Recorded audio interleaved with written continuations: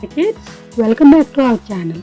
In this video, we are going to learn A to Z English alphabets, both capital and small letters for kids.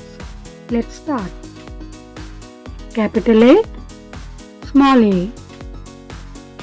Capital B, small b. Capital C, small c. Capital D, small d. Capital E, small e.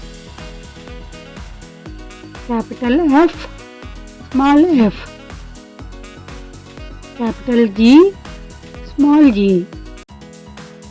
Capital H, small h. Capital I, small I. Capital J, small j. Capital K, small k. Capital L, small l. Capital M, small m. Capital N, small n. Capital O, small o. Capital P, small p. Capital Q, small q. Capital R, small r.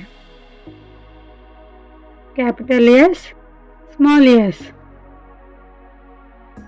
Capital T, small t. Capital U, small u. Capital V, small v. Capital W, small w. Capital X, small x. Capital Y, small y. Capital Z, small z. Thank you for watching.